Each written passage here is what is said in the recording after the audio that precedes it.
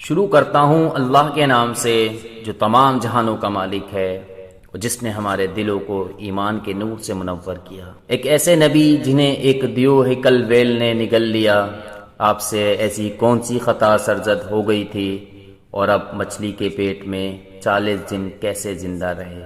اس video میں ہم اس ہستی کے متعلق جانیں گے جن کا واقعہ قرآن المجید میں یونس اور توریت میں جونا کے نام سے آیا ہے۔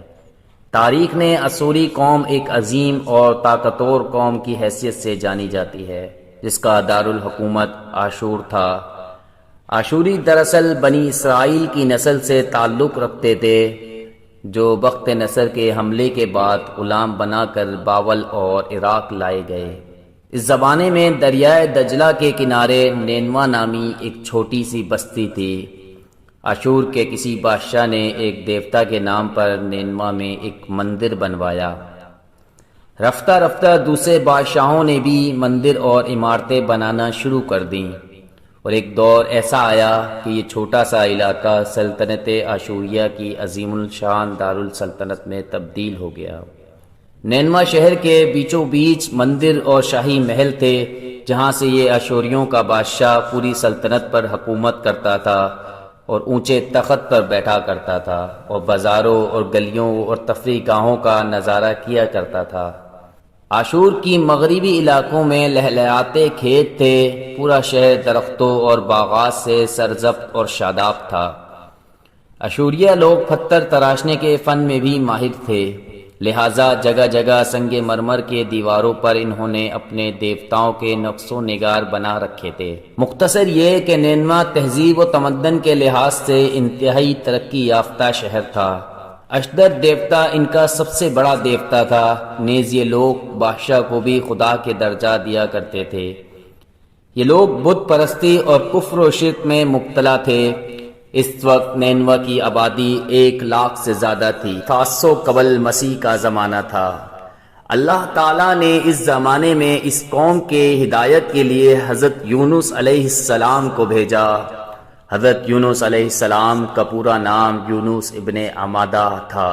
آپ ہود علیہ السلام کی اولاد میں سے تھے، جبکہ بعض مفسرین نے لکھا ہے کہ یونس علیہ السلام کا تعلق بنی اسرائیل سے تھا۔ آپ یوسف علیہ السلام کے چھوٹے بھائی بنیامین کے بیٹے تھے۔ جب آپ کو نبوت ملی اس وقت آپ کی عمر 28 سال تھی۔ آپ پر ایک صحیفہ بھی نازل ہوا جو توریت میں یونا کے نام سے موجود ہے۔ حضرت یونس علیہ السلام سب سے پہلے آشوری بادشاہ کے پاس گئے اور اسے پیغام حق سنایا، اسے خدائی کے جھوٹے دعوے سے توبہ کرنے کا حکم دیا اور ایک اللہ کی عبادت کی طرف بلایا۔ یونس علیہ السلام نے ان سے اسرائیل کے صدیوں کو آزاد کرنے کا بھی حکم دیا جسے اس نے قید کر رکھا تھا۔ نینوا کا بادشاہ آپ کی باتیں سن کر غضبناک ہو گیا اور آپ کی جان کا دشمن بن گیا، لہذا آپ علیہ السلام نینوا کے عوام کے پاس گئے اور انہیں توحید کی دعوت دی۔ انہیں شرک کو، بت پرستی اور دوسری برائیوں سے توبہ کرنے کو کہا، مگر اہل نینوا نے ایمان لانے سے انکار کر دیا اور اللہ کے رسول کو جھٹلا دیا۔ یونس علیہ السلام مسلسل اس کوشش میں رہے کہ ان کی قوم کے لوگ راہ راست پر آ جائیں۔ آپ نے انہیں بہت سمجھایا اور دعوت کے کام کو جاری رکھا۔ دیکھتے دیکھتے 40 سال کا عرصہ گزر گیا، لیکن یہ قوم حضرت یونس علیہ السلام کا انکار کرتی رہی اور شرک میں ڈٹے رہے۔ نیز حضرت یونس علیہ السلام کو دھمکیاں بھی دی گئیں کہ اگر آپ نے اشتہ بافتہ کے خلاف کچھ کہا تو وہ آپ کو قتل کر دیں گے۔ آخرکار حضرت یونس علیہ السلام اپنی قوم سے مایوس ہو کر جب ان کی سرکشی اور نافرمانی انتہا کو پہنچ گئی تو اللہ نے حضرت یونس کو حکم دیا کہ لوگوں کو آگاہ کر دو کہ 3 دن کے اندر ان پر عذاب آنے والا ہے۔ لہٰذا آپ نے اہل نینوا کے سامنے اعلان کیا کہ اگر تم نے 3 دنوں کے اندر بت پرستی اور شرک سے توبہ نہ کی تو تم پر اللہ کا قہر نازل ہوگا اور پورا شہر تباہ و برباد ہو جائے گا۔ لوگوں نے آپ کا مذاق اڑایا اور جواب میں کہا ہم تمہارے رب کی طرف سے عذاب کے منتظر رہیں گے۔ آپ کی قوم نے آپس میں مشورہ کیا تو اس بات پر سب کا اتفاق ہوا کہ یونس کو کبھی جھوٹ بولتے نہیں دیکھا، لہٰذا ان کی بات نظر انداز نہ کی جائے۔ مشورے میں یہ بھی طے ہوا کہ دیکھا جائے کہ اگر یونس علیہ السلام رات بستی کے اندر اپنے گھر میں مقیم رہتے ہیں تو سمجھ لو کہ کچھ نہیں ہوگا، اور اگر وہ یہاں سے کہیں چلے جاتے ہیں تو یقین کر لو کہ صبح عذاب ضرور آئے گا۔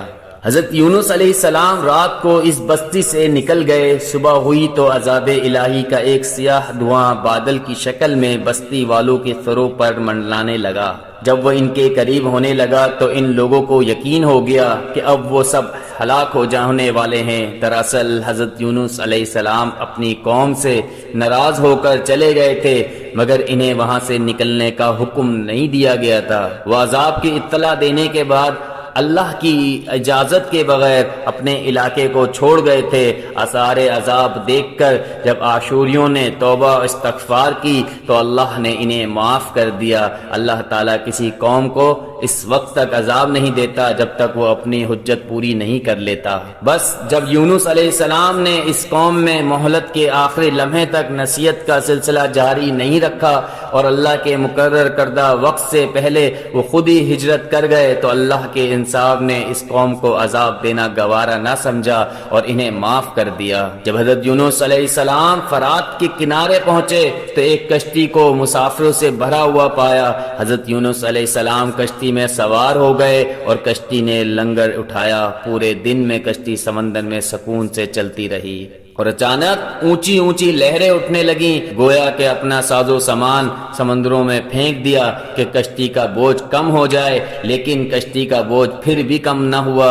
جب کشتی ڈگمگانے لگی تو کشتی کے غرق ہونے کا یقین ہونے لگا۔ پہلے کشتی نے اپنے عقیدے کے مطابق کہا کہ ایسا معلوم ہوتا ہے کہ اس کشتی میں کوئی غلام اپنے آقا سے بھاگا ہوا ہے، جب تک اس کو اس کشتی سے الگ نہ کیا گیا تو نجات مشکل ہے۔